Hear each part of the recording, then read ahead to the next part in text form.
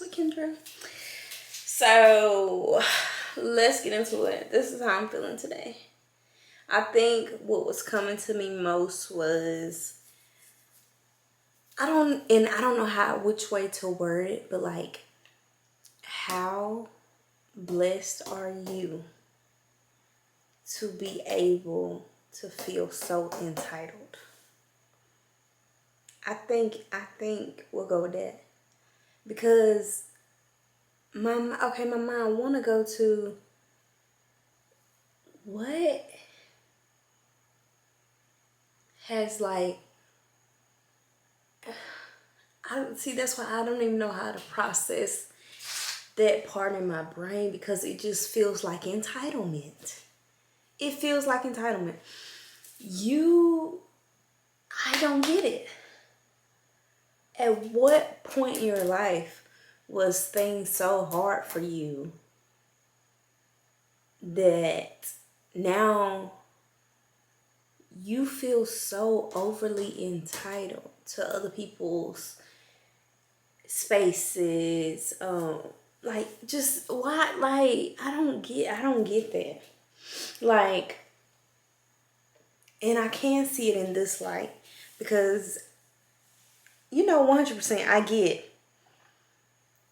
get that when I make it, but it's a different mindset, because it's like I'm going after everything I feel owed. But it's not in the sense of I want it handed to me. It's not in the sense of I want to inconvenience everybody else around me because of I'm going after what I want. Like, it's never on that level. It's just on I'm owed this. And like, when I get to this level, like, boom. When I got my first big girl job, I guess I'll say. Well, I can't even say. Well, I guess I could. I don't know. I don't even know where to start from, because I've been so blessed my whole life. That's how I look at everything. Like, I've been so blessed. I was blessed to finish my degree and like to get through that program and to get through that time of my life. I was blessed to do that. I was blessed to end up at the last company that I was in. I was blessed to do that. I was blessed to, God, thank you so much. Every single time one of my cars gave up on me, I never lacked. I might have not had a car for a week or two.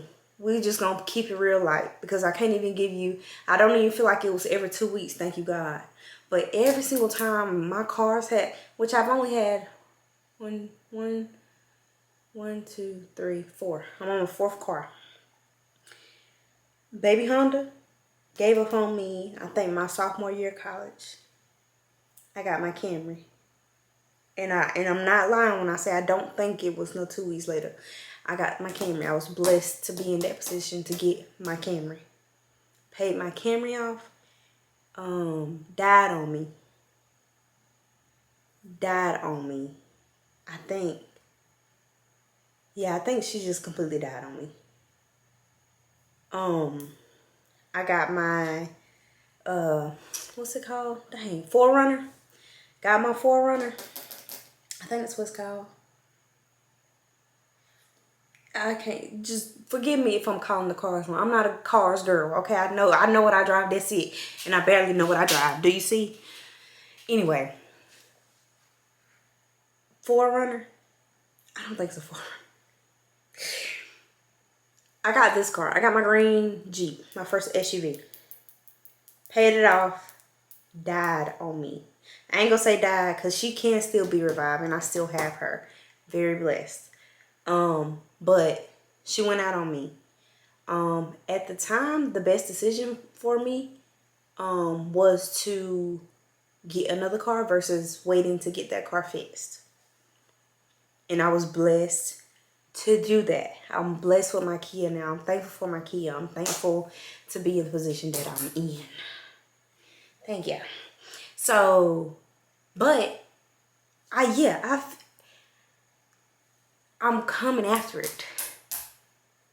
I'm old. I have a reliable vehicle because God knows I need one. And I'm owed that.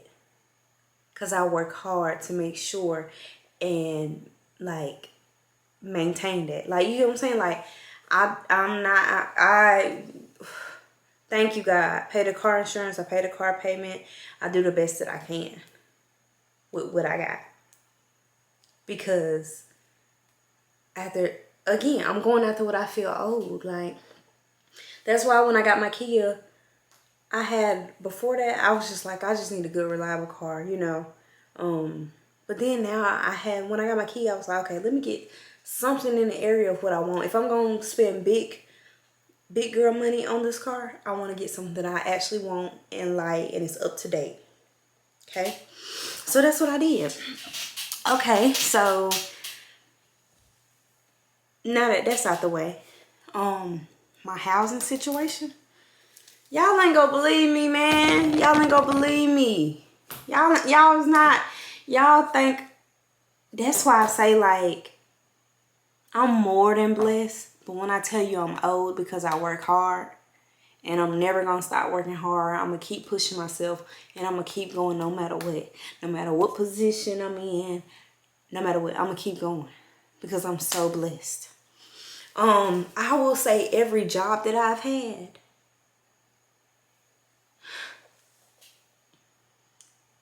came at the right time, put me in the right position, leveled me up every time. Like, I can run through it real quick. I feel like I've told y'all this before. I moved to Atlanta, working, I was just working at Walmart, doing regular work or whatever. Working at Walmart, boom, I get a call from the hospital in North Carolina. Within like the next 2 weeks, I got the job. I was working at the hospital in North Carolina, living in Rock Hill. Listen to the living situation in between all this. But before I moved to Atlanta and was just working at Walmart, I had started Waffle House. I hate that I said their name. It don't matter now. I had started Waffle House in September. Was running my own unit in December, which is September, October, November, December, which was technically their training program is 3 months, but really I was kind of like, I'm easy to train. Like, I learn quickly. Just show me what to do and I can do it for the rest of my life, swear to God. So I really could have been running a unit in October, November. Like, I could have been doing it because I got in and I excelled at my position or whatever. So anyway, but I left in January because mentally a lot happened in 2020 when I started, to where it was just like, okay, that was just a lot for me. And I was just like, I wanted more. I always wanted more. That's when I started this journey in Atlanta, because I wanted more. But anyway, neither here nor there. But anyway, so boom, left Waffle House, Georgia. I think I was in Georgia for 2 weeks, 3 weeks, and I got my job at Walmart, period. Wasn't even there, I think I was there a month or two. Called me for the hospital in Charlotte. Went to do that, stayed in Rock Hill, first apartment by myself. Thank you. Boom. I was there, it was going good. Waffle House called me back and reached out to me. And I thought about it, and I'm like, you know, the person who got me back at Waffle House, which was my district manager at the time. I'm not gonna say his name, but he's my district manager at the time. And I loved and respected him so much. He taught me so much in the time that I was training or whatever. And he told me that I was the only like trainee that he actually got to like spend time with, a lot of time with, because it had got to the point to where I would work with him. I would just work with him a lot. And like, so then when I went back to Waffle House, I worked beside him, but I was traveling with him because he's a district manager. He has multiple stores. So I was traveling with him. And when I came back, I think I traveled like at the same store with him for maybe like 2 weeks. And then I was running units for him, like, cause you know, vacations, all that. So he would just tell me where to go, and that's where I go, whatever. So I was doing that, moved back to Union in my own house, rented my own house at this point. And right timing. When I say right timing, I mean right timing. Boom.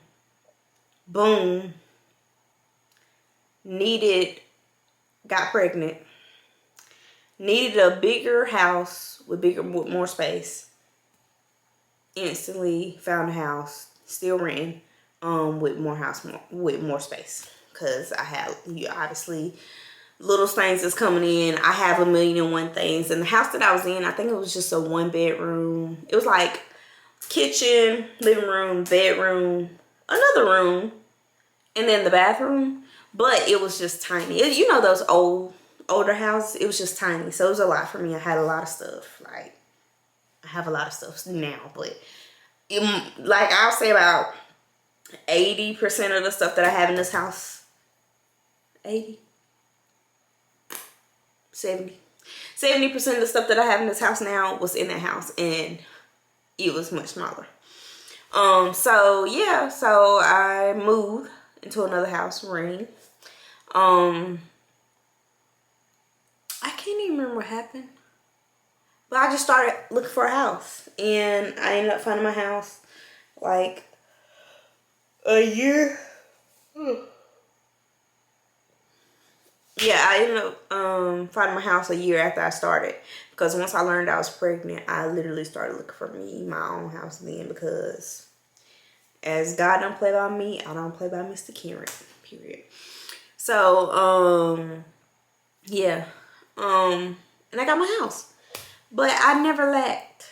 I never will, but I feel like I worked hard to get to every point that I got to. I worked hard to get there. So yeah, I got what I was owed because I worked hard for it. Why do y'all feel so entitled and everything handed to you, and you ain't even, I don't even know what to say. I'm just saying you ain't even. It blows me, for real. It really do blow me, because I guess because I worked so hard, the entitlement really, like, I be blue, for real. I be blue. But yeah, so yeah.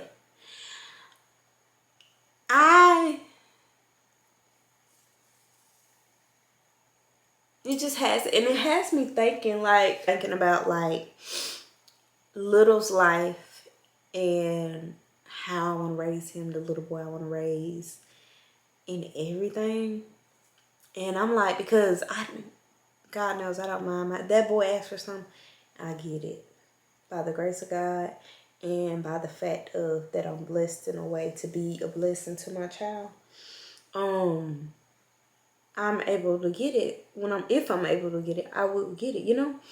So when he's growing up, I always want to be there. But I really want to instill in him that just because your mom hand you everything, this world is not gonna hand you everything. And mama can do this and do for you as she can because she's blessed, but also because she worked hard to be blessed. Is what your mom is owed for the work that she's put in. So please don't think just because your mom hand you everything that this is that, because this world will smack you so hard. Another thing about it, what kills me with folks is like you done seen a lot of parts of how some shit go down or how some shit work. So why? Like, it just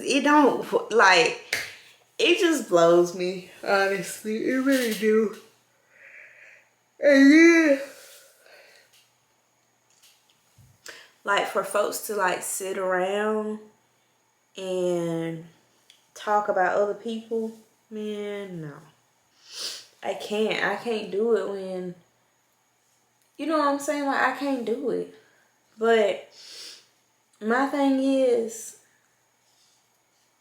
I will say that I have really always kind of been a firm person about like, you know how people be like, what they say? Couldn't be me. Baby, please don't let life humble you. Please don't even beg to be humbled like that. I will not lie to you. Like, it could be you. Some stuff are more preventable than others, but it could be you. And maybe, just maybe, it ain't you, but it's your kids, it's your niece, it's your sister. Like, in an instant, life will humble you and be like, bro, yeah, it might not have touched you. You right. But it's all around you. And some people are like, you know, well, what my sister got going on, what my brother got going on, you know, they don't got nothing to do with me. But people who actually like love their siblings and stuff, they tend to be like, dang, like, no, I'm not saying that everybody isn't gonna cash in on their own karma, because eventually they will. But some people hurt different from like, okay, because I say I'm a person like this. You, like, I can literally let you say anything about me probably, because I really do stand on value and principle at the end of the day. Have I fallen short of that before? Yes. But am I just a grimy, nasty person? No. Never on this side of the earth, where even if I don't like it. I don't like it. So I'm never trying to be an ill person ever. So it's just, so I say that to say, your biggest get back at me, you gonna have to like affect the people around me. You know what I'm saying? And not really like necessarily like affect them a lot, but just you gonna have to like, cause you know what I'm saying? Like, it's just, I don't know. But yeah, so that's why I say, like, it takes certain stuff to happen for people to open their eyes. Like, somebody's, like, let's keep it in the streets. You can see every week on Facebook or on the news app that come on your phone or whatever, that shooting this day killed 16-year-olds, shooting that day killed 18-year-olds, shooting this day killed 3. You know, you can see that all day long, and you still be out here. I ain't gonna say you. These men, these boys will still be out here running the streets like it can't happen to them. So, most of the time, if they're moving grimy and they're in those streets, oh, you're gonna have to cash in. You're gonna have to cash in. And it might be somebody like, y'all, I'm trying to tell y'all. Like, it can be people who, they've been shot before. then been shot at, then been set up, but made it out. Then been in jail, did jail thing, got out. Like, then did it all. But when it's time to cash in, they don't even look at that as they karma. Like, they don't even look at that as their karma. What they do is, they just be like, that's a setback for me. Because I do this, that's a setback. But they brother get killed, somebody close to them get killed, they feel it different. You know what I'm saying? And honestly, truly, because some of them are like just certified crash dummies, it may be that they might have to lose a couple people for them to be like, oh, like, they trying to get my attention. The Lord trying to talk to me. Yeah. But I don't know. That's just my thoughts right now. I'm just like, I don't understand entitlement if you ain't work for it. The teacher always says, show your work, baby. Show your work. And I think that's the word for y'all. If you don't do nothing else in this world, show your work. Because it's going to speak for you. And because, like, ain't no way you going to tell me you going to work. And you ain't getting nowhere. You got to take a pause because you might be hustling in circles. Or hustling backwards.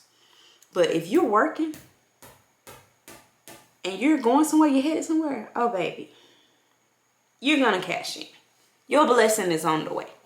And you might see it little by little. And you might see, oh, this is happening, baby. It's gonna happen. It's gonna happen. Show your work. Let it speak for you. That's you cashing in on your work. Okay? That's all I got. I love y'all. Like, comment, subscribe, and stuff. And I will always be around.